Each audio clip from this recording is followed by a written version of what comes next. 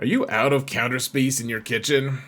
Did your spouse buy a Keurig and now you don't have the space to even chop vegetables? Well, this video may be for you, but not for the reasons you think.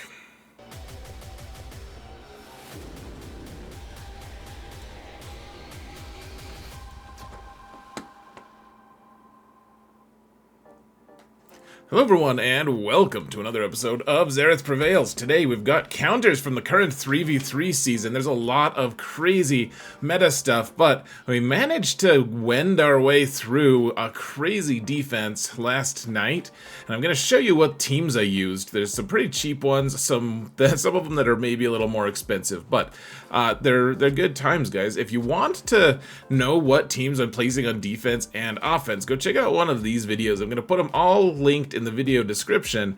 The one with the core teams is for a smaller account and it's a little longer form, but you can go check it out anyways. The offense and defensive teams should speak for themselves if you can read. Now, the thing that I want to do right now is speak for my patrons. Even if you can't read, you guys are awesome. Thank you guys so much for everything. I couldn't do what I do without you. Thank you so much for your support, guys. And if you want to support this channel for free, folks, all you gotta do is hit that thumbs up button, like, subscribe, comment. Let's mount the algorithm, please. It really does help a lot, guys. Just that thumbs up, or you know, a video. Just link a video. Don't do that. Don't do that. Just a comment. You know, a well wish. Just send happy thoughts in my direction. And then let me know about it in the comments, please. Let's get to it, folks. We don't have time. We have to watch Night Sisters kill Jabba. Now, this is the Jabba team that is scary in threes. It has the offense cron with the 2% damage, the amplify agony thing. And we're using the new Asajj cron with the long level 6. So I don't really, you know, it might help a little. It probably does. So the idea, you have to have frankly, guys, I'm showing you this, but I know that it's not going to work for everyone. The idea is Merrin has to be modded for a lot of tenacity and maybe even some crit avoid. Then you want Asajj and Talzin to both die. And then mostly I'm just showcasing how they finally fixed the auto button. Woohoo! And normally we would want to fix that before this fight because we don't want to, oh oops, we accidentally revived Talzin. We want absolutely 0 Talzins to be alive for this. So we want everyone to be dead. But yeah, this is kind of a specialized counter in the sense that if you don't have the right modding, you probably don't actually want to use Asajj here. You want to use like Daka so that she can revive Merrin if necessary. But one way or another, once you get it to just Jabba, then you can just, I mean, I've done a video on this. You guys can go check it out. Of course, you can always come watch me on Twitch. You can watch me do it live on Twitch and see my reactions to things if you wanted to. But that's linked in the video description as well. Come check that out. But now, like, you can see we're on a perfect loop. We have the Omicron on Merrin, and the 2 dead Night Sister girls are just reviving then dying. And whenever someone dies on Merrin's team with the Omicron, she gets, like I said, perfect turn meter loop. So she gets 100% turn meter, and Jabba just sits there like the blob he is. Delicious Crumbs just laughing, just chuckling. I mean, they're on Tatooine. You'd think they'd do something, but instead they just roll over and die. Not great banners, but alright, folks. So this one is a little tricky. I have the K2SO level 9 and for the Datacron, and I have the good, like the Jin Urso level 6, the wordy Rogue One level 6. They have the good Gideon one with the alerts level 6, so it's pretty scary. And then, yeah, it's very scary. I have pretty much mods. I have a lot of mods. Mods is not the biggest part of it, though. I have a lot of relics as well. I think K2 only is relic 5. I don't remember, guys.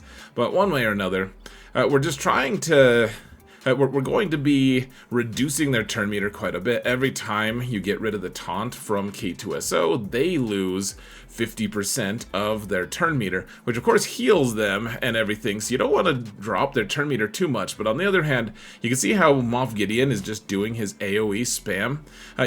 The reason Rogue One would work here is you stop him from gaining turn meter forever. And, you know, that the daze on him is the thing that kind of keeps you in it. You see how he's just spamming his massive damage? It's the opposite of concerning, folks. It's disconcerting. So, you want to watch when you pop his mini ult, folks. You see that little rebel symbol above his head, the buff above. Now they have he did the buff where he gives everyone that rebel spark buff. That's when you can delete these guys, because otherwise they can be revived. But if you kill them while you have the rebel spark, then they can't be revived, and it's another happy landing. It's happy landing after happy landing. You see, those two can't be revived. This guy can't either, and we got him. So, little dicey. I've heard some people say it doesn't work for them. I don't know if they use the K2SO cron, frankly. I think that one probably really helped. So, go out and try it today. Now, we've got Eeth Koth here, guys, with a Kelleran Beck team, and there's a lot of foresight going on here. A lot of taunting from both Eeth and Mace. And so, I decided to take Malgus because we want to, well, you know, we want to win. But, you know, there's a lot of healing. The big thing is there's breach, or sorry, there's not breach. There's doubt that you hand out. And then there's also a lot of shock and fear going on. And those combined make it so that they don't get nearly as much foresight as Eeth normally hands out. Eeth is a huge problem in a lot of these lists, folks. He really is. The problem, of course, with him is he's going to be taunting a lot when he does stuff. So if you can just kill Eeth, then you can win. Of course, they can also run away with crazy turn meter loops if you don't have things to disrupt that. So you want fear. Oh yeah, and then they have the tank revive as well for the level 3. So you want to, they also have the stun thing, but you can't be stunned as long as Darth Revan is on your team. And so lots of things about this Malak team, or Malgus plus Malak, are going to be helpful here. As far as the cron goes, I think I just took a dark side tank revive one or something with grit. I think that's what it was. Not too fancy. Now, this one is a little bit tough to pull off. This is actually one that you can pull off whenever. It's not specific to Datacrons. And in fact, I don't think I used like the cool stun cron for Jet. I think what I used actually was the attacker cron, so with level 6, so that we attack multiple times. And the idea here is, first off, of course, you have to kill Warrior, because Warrior will just end it for you. And then you want to take out the Chieftain as quickly as possible, because the Chieftain is handing out debuffs to you. He's a support. The Tuskens have the level 6 support cron here. And then, once you're able to take out the Chieftain, it took me a few minutes to kind of figure this out while I was fighting it, because people were like, dude, it works, it totally does. And I kind of believed them, but no one like told me how it worked, and I wanted to try it. You know, it was a good science stream last night, but yeah, we got to figure out how to beat some of this stuff. But the idea is, okay, kill the Chieftain, and now we're using Mace to reduce the max health and protection. Or it's not max protection. Luke does max health and protection on them both when he does his AoE stun. But then Mace, whenever he hits someone with the debuff, then the Shatter Point debuff, to be specific, then what happens is he reduces their max health and their defense by 10%, 15%, it's something cool.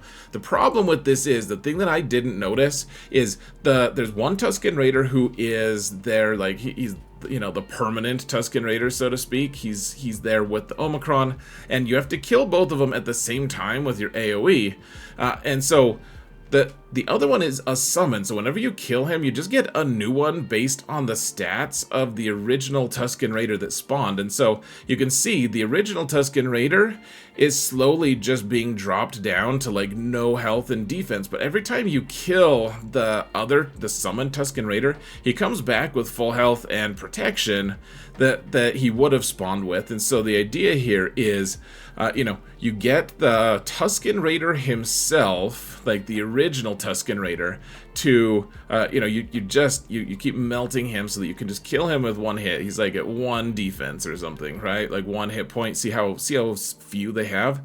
And then you get the other guy within striking distance. You see how he's really close? He's close to death. Now we wait for the AoE.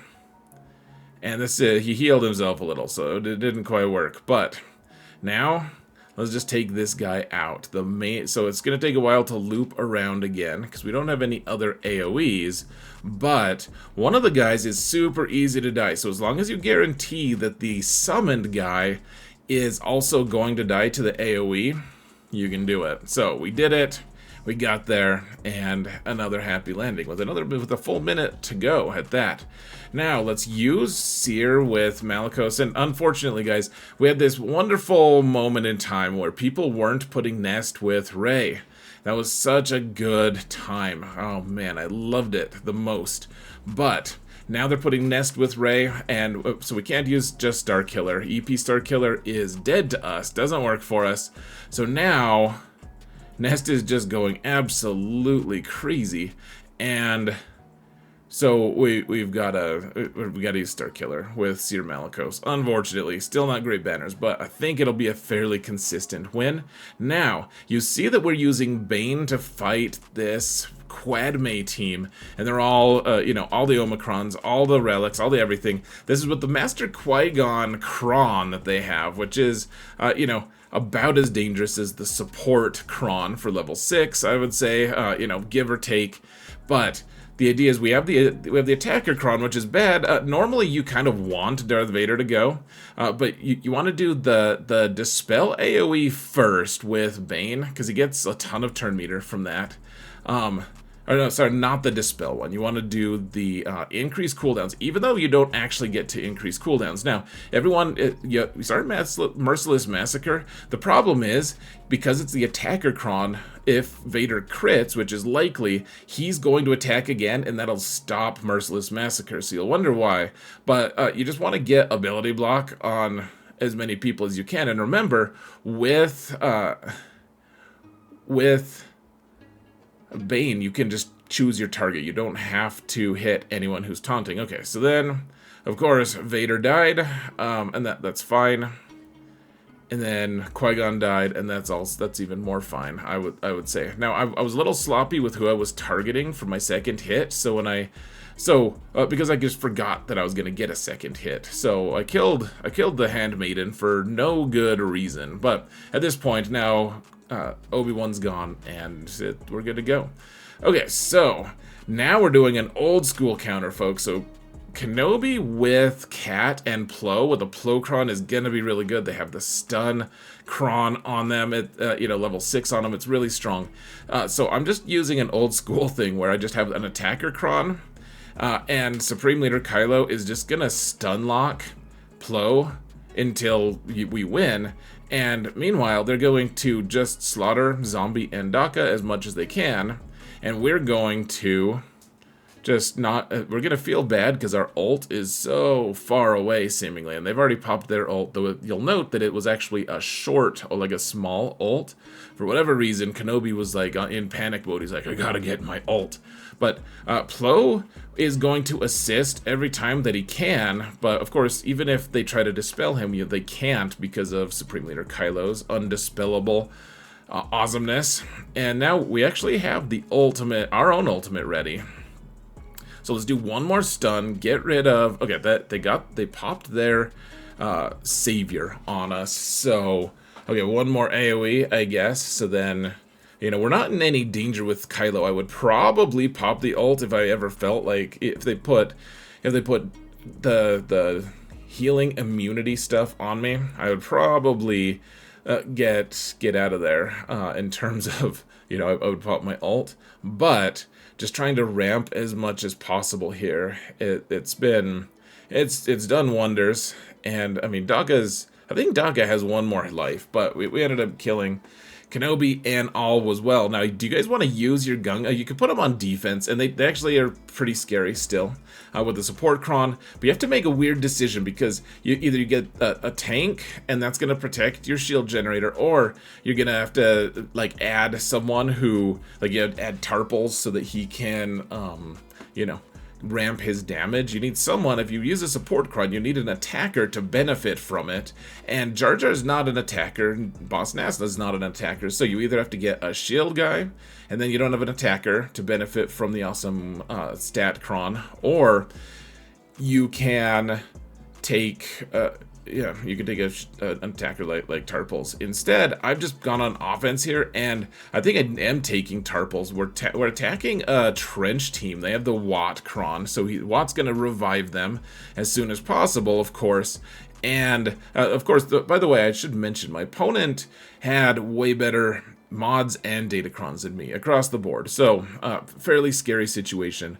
And the idea is we have to kill Watt first, or he'll just revive them. Of course, if we do that, I guess we could kill someone with what's his name, with Tarpals. Well, I don't think Tarpals denies revives now. I don't remember. I think it's Boomadire's kit who does that, or maybe both of them have it. I don't know. I don't know the Gungan kits perfectly well, but you can see Tarpals already ramped so much damage. It's fairly gross, and so yeah, we got death mark on the guy and took him out. Wonderful. And now this is a counter you probably already knew, the counter of Filbergsvetsky following. It's a good way to say his name, guys. I'm convinced I'm correct. Now this is, yeah, just the Fin Zori team. Just take Aphra. Take a support cron if you want. I don't really even think you need that. I think these guys had a support cron, but you can see you kind of just they don't really take that many turns. It's not too bad. As long as you can kill resistance hero Finn first, all will be well. And then we'll just keep going. I was trying to get the heal there, but didn't work. Okay, so here's the Great Mothers here, folks. Great Mothers, the Relic 9 on the Great Mothers, only 5 on Morgan, but okay, so if I didn't have Snips with me. Snips might have actually worked here just fine instead of Plo, but the big thing here is you need something to dispel Morgan, because she is going to taunt right away, and otherwise you can actually just get an auto kill on the 3 mothers. You just need a dispel first, or you're gonna fight for a while before you actually get it. So you're gonna hand the cooldown reduction to Cat, and then Plo assists, of course. He assisted, and because he dispels on basic, he dispelled Morgan's taunt. And then Cat flies through and chops all 3 faces off immediately. And then after that, we can kind of just fast forward. I mean, it takes a while. I was shocked, guys. I mean, I've seen the videos and stuff. I just still, how long has it been since you didn't just kill Spirit in like 2 chops? Even with, like, one of the chops was Foresight and the other one was just like, oh, you're dead. Sorry. I mean, the chances are you just haven't fought against Spirit for ages, and I get it, man. And now it's like, how the heck are we gonna kill Morgan? Because it looks like she's not immune to healing immunity, but she's still doing well. This is with by the way, guys, this is with the Great Mother's Datacron as well. So, I mean, you know, this is scary. I don't have them. I have Great Mothers at 4 stars. Is what I have. So Kenobi does kill him. I've heard Supreme Leader Kylo kills him, and that's it. And now we took a gamble here, folks. Someone was saying we have to have Maul to get the win against us, but we need Maul for something else that you'll see in a moment. And so another thing that I don't really understand, a counter. I don't have any of these characters. You know what? I do have the Night Trooper, but he's of limited use, and the rest of them are just like 3-star. And you know, I'm not buying new characters anymore. So the idea is we want to kill Enoch. Of course, we can't crit the dude except with Lord Vader.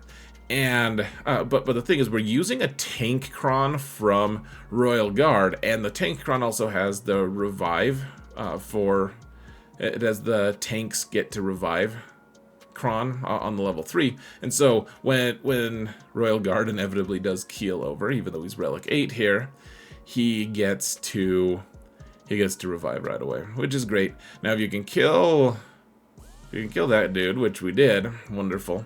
Now you know, it could take a while to take these guys out, but I mean, you could target. I was a little bit, you know, I wanted to take out the Peridia Death Trooper as soon as I could, but of course the Knight Brother was going to get in the way of that. So let's just hit him. And you know, if you can't kill them with a crit, which we just did there on the Peridia one, wonderful. It was very Peridia of us. Of the maneuver. The maneuver was pretty. And, you know, you just hit auto after a while. Once it's just Night Trooper left alive with his Omicron and all that stuff. You know.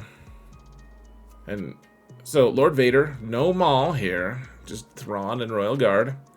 You know, well modded, well reliced, all of that stuff. My opponent has them well. If you're facing someone who has this, chances are you're going to have those teams too. And then he had Gungans as well with Captain Tarples. That's what he chose instead of a taunt.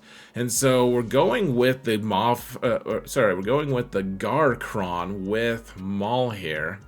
And so you get the whatever it's called off on Jar Jar. And then I decided, guys, we were already really hurting. So let's just, instead of trying to get up to 5 stacks with Maul, just call the mass ascent. It was fairly sketchy here, folks. You see how close Maul is to just total death. Even closer, man. It's terrible. Just a terrible circumstance. But we did get through them just by the skin of our teeth.